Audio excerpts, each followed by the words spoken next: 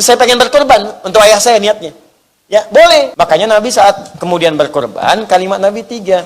Allahumma hadza min Muhammad wa ali Muhammad wa ummat Muhammad SAW.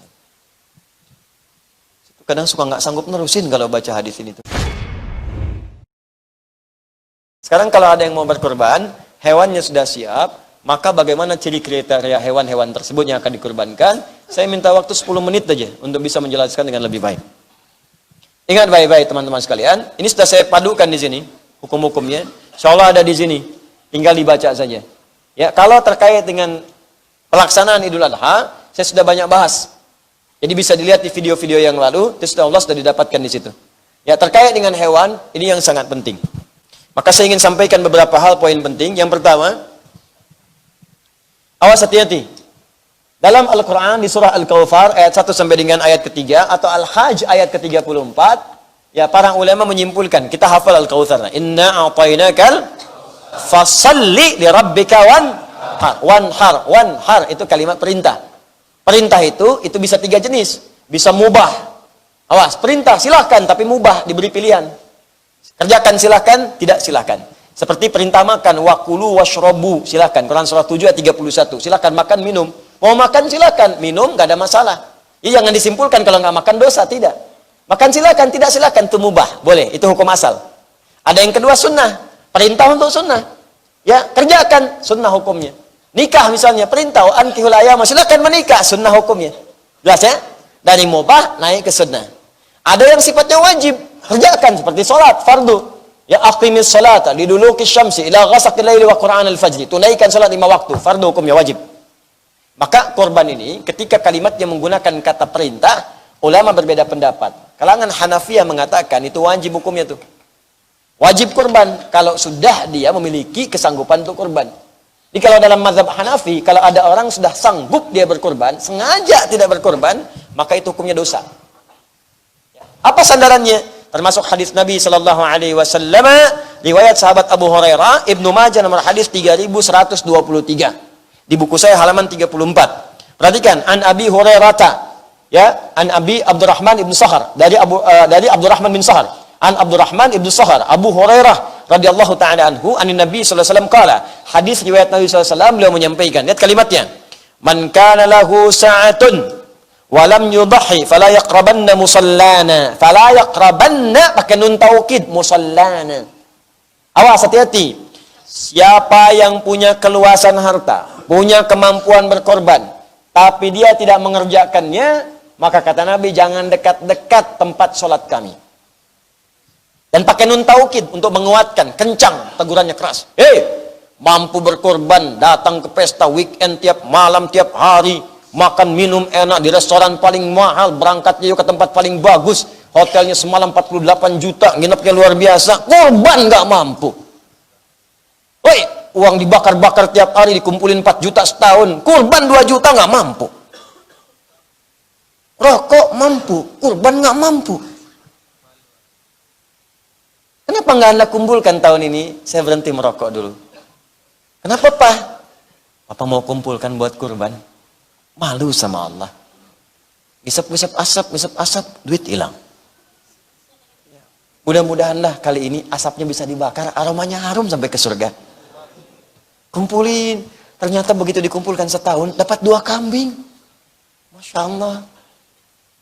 Alhamdulillah ya Allah, Kau berikan aku hidayah mengganti rokok dengan kurban. Masya Allah. Balik. Kalau nggak percaya coba deh, setiap kebiasaan Anda merokok kumpulkan ganti dengan uang kurban. Jadi setahun begitu jadi kurbannya bisa nangis Anda. Ya Allah. Masya Allah. Pak Haji, saya bisa kurban ternyata, Masya Allah. Masih mau merokok kamu? Kalau bisa sih di akhirat, bisa nggak Pak Haji? Bisa aja, ntar asapnya ambil di neraka. Apinya. Ya. Paham ya? Ayo ganti. Nah, kalimat fala yaqrabanna, jangan dekat-dekat musola kami, itu kata ulama Hanafiyah, itu kecamannya tinggi, makanya hukumnya wajib. Ya. Kemudian mazhab Syafi'i berpandangan itu sunnah kifayah. Ada yang mengatakan sunnah ain. Ya, sunnah kifayah itu kalau sebagian sudah mendapati, maka berlaku, kemudian pada yang lainnya cukup. Kalau sunnah ain, setiap orang mengerjakannya. Makanya ini tinggi, bagus nih. Ya, tinggi, bagus nih pandangannya. Artinya apa? Bergantung pada keluangan berkorban. Ini ada persepsi yang agak kurang tepat nih, saya luruskan sini. Kalau Anda punya kemampuan untuk setiap orang berkorban di keluarga, itu boleh silakan.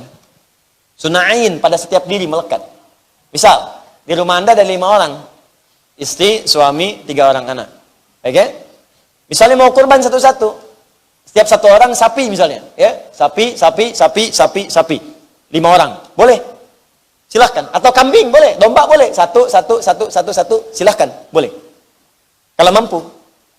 Ustadz, saya mampunya cuma 1 kambing. Punya uang cuma 2,5 juta, Ustadz. Saya kumpul-kumpulin, dapat 2,5 juta. Saya nggak mampu kalau setiap satu semua. Akhirnya saya gilir aja. Tahun ini suami dulu. Tahun depan baru saya. Tahun depan lagi anak saya. Pertanyaan saya, Bu, apa mungkin tahun depan suami ibu hidup? Apa mungkin anak ibu masih hidup? Maka ganti dengan rumus kedua. Apa rumus keduanya? Korban 1 hewan di atas namakan keseluruhannya. Boleh. Boleh, ya. Kan saya yang ustadz situ non. Udah jamaah, hafal hadis enggak, Quran enggak apa. Nawar lagi, boleh. Bukan boleh, tapi memang diajarkan. Makanya Nabi saat kemudian berkorban, kalimat Nabi 3. Allahumma hadza min Muhammad wa ali Muhammad wa ummat Muhammad SAW. Kadang suka nggak sanggup nerusin kalau baca hadis ini tuh. Ya Allah, mohon terima kurban ini dari Muhammad, dari keluarga besar Muhammad, dan dari umatnya Muhammad SAW yang tak mampu berkorban selama hidupnya. Nabi itu kalau kurban, sebagian di atas namakan Nabi, keluarga besarnya, dan beliau atas namakan umatnya yang nggak bisa kurban. Ya Allah, umat saya nggak bisa kurban. Saya mohon terima kurban saya ini atas nama umat saya yang nggak bisa kurban selama hidupnya. Azizun alaihi ma'anittum harisun alaikum bil mu'minina raufur rahim. Sangat peduli dengan kita. Kalau perlu beban kita ditanggung oleh beliau. Sangat cinta, lemah lembut pada orang-orang beriman. Ini kita tuh dipikirin gitu, belum korbannya udah kepikiran oleh Nabi. Nabi tuh ngebayangin nggak semua umat saya mungkin nggak bisa korban. Ya Allah, kalau mereka nggak mampu terima korban atas nama umat saya nggak bisa korban. Hadisnya sahih. Di buku saya ada saya cantumkan sampai riwayatnya. Maka kalimat min Muhammad ini menunjukkan sifat aini. Untuk pribadi boleh. Satu sendiri boleh. Ali Muhammad untuk keluarga. Ini kalau mau kurban atas nama keluarga boleh. Ali Muhammad, keluarga besar Muhammad, saat beliau berkorban, ada yang sebagian sudah meninggal. Sayyidah Khadijah sudah wafat. Masuk keluarga Nabi Muhammad. Ketika kita mendoakan Allahumma salli ala Muhammad wa ala ali Muhammad, masuk keluarganya. Semua keluarga Nabi itu didoakan oleh kita. Istri-istrinya, anak-anaknya, cucunya, kerabat, semua masuk di situ. Dan ketika beliau mengatakan ali Muhammad, bukan cuma yang hidup, yang wafat sudah ada. Kata para ulama di sini mengatakan boleh berkorban. Ini sepakat ulama nih. Boleh berkorban untuk yang wafat, boleh. Cuman perbedaannya cuma 2 saja. Kata Al-Imam Asy-Syafi'i, boleh diniatkan pada yang telah wafat jika ada wasiat. Kata yang lain jumhur mengatakan tidak perlu ada wasiat. Karena kalau nggak wasiat pun pasti pengen dikorbankan. Al-Imam Asy-Syafi'i mengatakan silakan berkorban untuk yang telah wafat jika ada wasiat. Di semua ulama sepakat boleh korban itu di atas namakan bagi yang wafat, boleh. Misal ayah saya telah wafat. Terus saya pengen berkorban untuk ayah saya niatnya. Ya, boleh. Saya carikan sapi atau kambing, niatkan untuk ayah saya. Boleh. Cuma beda pendapat saja, kata Imam Syafi'i, ada wasiat nggak? Kalau ada wasiat, silahkan. Kalau tak ada, beliau mendiamkan. Jumhur mengatakan, tak perlu ada wasiat pun boleh, karena lafaz hadisnya tidak menunjukkan ada wasiat. Jelas ya? Baik, yang terakhir, umat Muhammad. Itu kehususan bagi Nabi SAW. Di itu baru 1 hadis, turunan hukumnya udah banyak. Fikih itu begitu. Jadi jangan tanya lagi, Ustaz, apakah boleh saya misalnya berkorban untuk orang tua yang telah wafat? Boleh, silakan. Tapi jelaskan di situ tujuannya. Ya, kalau mau lebih cepat lagi, sebutkan keluarga besarnya. Keluarga besar misalnya Bapak Muhammad, maka istrinya masuk, anaknya masuk, cucunya masuk, ada di situ. Ya. Jelas ya?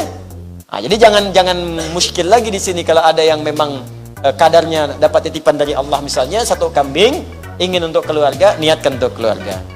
Kalau ingin untuk 1 personal silahkan, tidak ada masalah. Untuk ayah saja misalnya silahkan. Ibu saja tidak ada masalah. Ya, wallahu taala alam.